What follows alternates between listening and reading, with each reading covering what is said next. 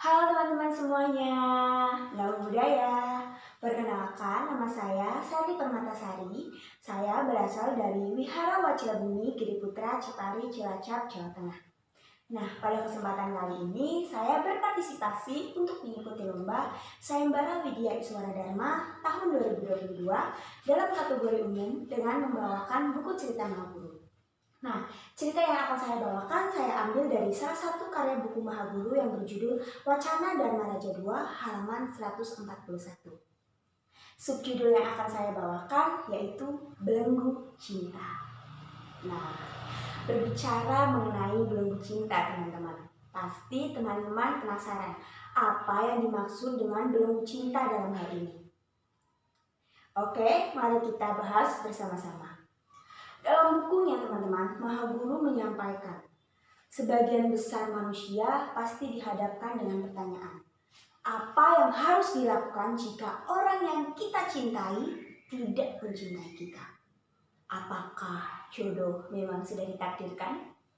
Nah, ada juga nih yang bertanya, apa yang harus dilakukan jika orang yang tidak kita cintai terus saja mengganggu?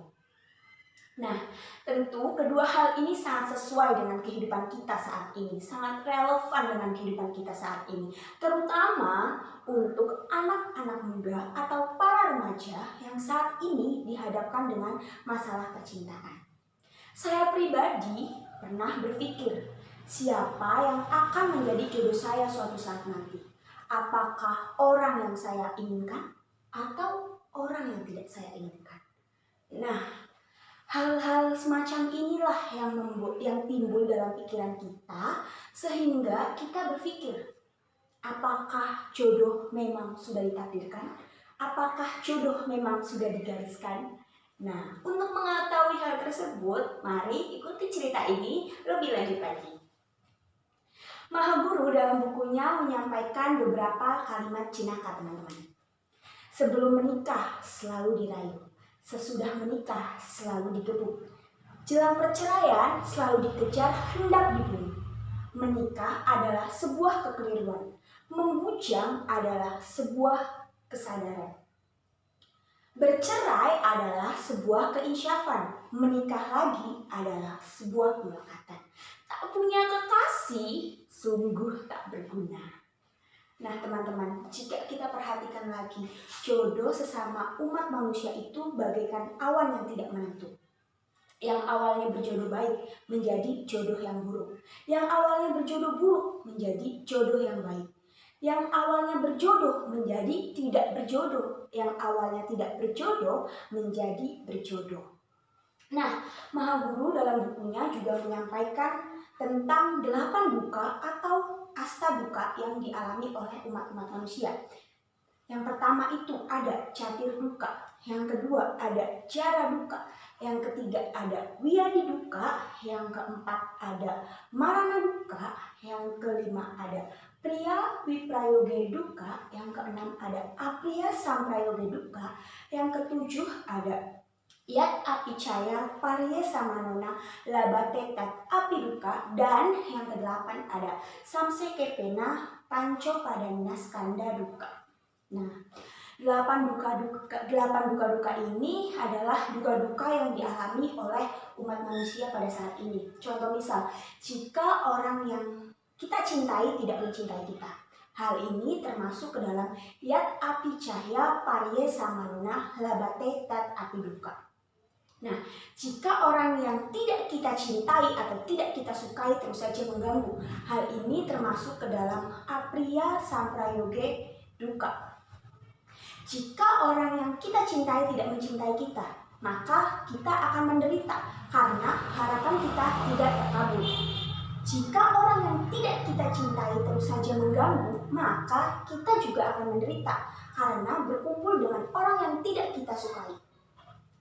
Jika kekasih minta pisah, lalu dihadapkan dengan perilaku kasar, hal ini termasuk belenggu cinta. Jika kekasih tidak bersedia pisah, lalu dihadapkan dengan perilaku kasar, hal ini juga termasuk belenggu cinta. Jadi, dapat disimpulkan teman-teman, belenggu cinta adalah hubungan yang tidak baik, hubungan yang tidak sehat, hubungan yang tidak membawa kita ke arah kemajuan atau yang sering kita sebut sebagai toxic relationship. Nah, hubungan-hubungan ini tentu harus kita hindari agar kita tidak terjebak dalam belenggu cinta.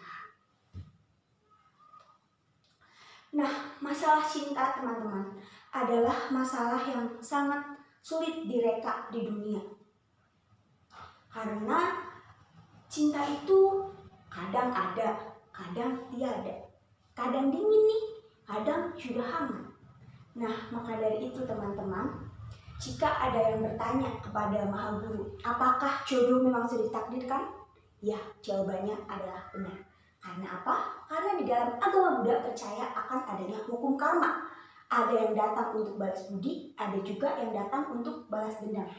Jika ada yang bertanya, apakah jodoh memang sudah ditakdirkan? Apakah jodoh memang sudah digariskan? Jawabannya adalah benar, teman-teman. Hukum karma mengatur tentang itu semua.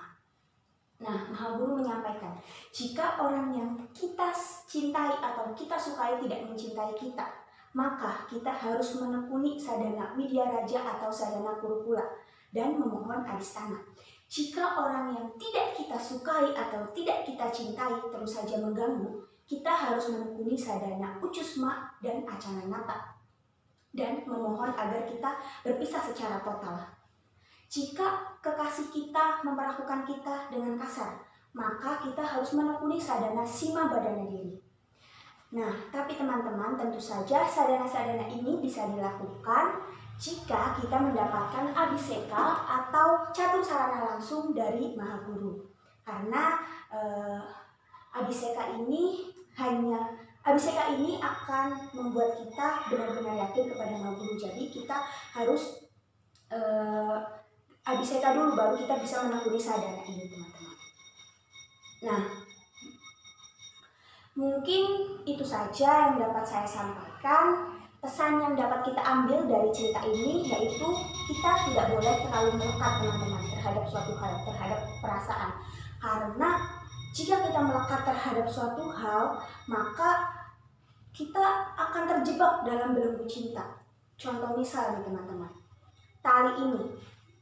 Jika tali ini terikat secara kencang di tangan kita, apa yang akan kita rasakan? Sakit bukan? Nah, begitu juga dengan perasaan. Jika kita terlalu kencang, jika kita terlalu melekat terhadap perasaan itu, maka di saat semua harapan itu tidak terkabul, kita akan merasakan sakit. Dan jika terlalu melekat, maka sakit itu benar-benar akan terasa. Tetapi jika tali ini tidak diikat secara kencang, diikat secara sedang-sedang saja, tidak terlalu kendor dan tidak terlalu kencang, maka akan nyaman, teman-teman. Begitu juga dengan perasaan. Kita akan nyaman jika kita tidak terlalu berlebihan terhadap perasaan itu. Contoh misal, teman-teman, pasti kalian semua pernah merasakan yang namanya sakit hati. Atau tadi kita sering menyebutnya sebagai jika orang yang kita cintai tidak mencintai kita. Nah, hal itu pasti akan kita rasakan sebagai rasa sakit, bukan? Nah, begitu juga dengan perasaan ini. Jika kita tidak mengikatnya, jika kita tidak mencintai orang tersebut terlalu kencang, terlalu melekat, maka sakit hati yang kita rasakan bisa diobati. Mungkin dengan melakukan kesibukan lain atau melakukan hal-hal positif lainnya. Tetapi jika kita terlalu melekat terhadap perasaan tersebut, mungkin bisa saja kita stres, kita gila, kita bunuh diri. Nah, maka dari itu, teman-teman, kita tidak boleh melekat terhadap sesuatu hal, terutama dalam hal ini adalah perasaan. Nah, untuk yang kedua, teman-teman, dalam bukunya tadi Maha Guru telah menyampaikan bahwa jodoh memang sudah ditakdirkan, jodoh memang sudah digariskan. Tetapi bukan berarti kita tidak berusaha untuk mendapatkan jodoh yang baik. Jika kita ingin mendapatkan jodoh yang baik, maka kita harus menciptakan lingkungan yang baik. Untuk menciptakan lingkungan yang baik tersebut, kita bisa saja memulainya dengan misalkan menaati Pancasila Buddhis atau 5 sila yang ada dalam Buddhis. Nah, itu akan menjadi dasar agar kita menciptakan lingkungan yang baik agar jodoh kita berasal dari lingkungan yang baik tersebut. Mungkin itu saja cerita yang dapat saya sampaikan kali ini. Kurang lebihnya mohon maaf. Terima kasih. Namo Buddhaya.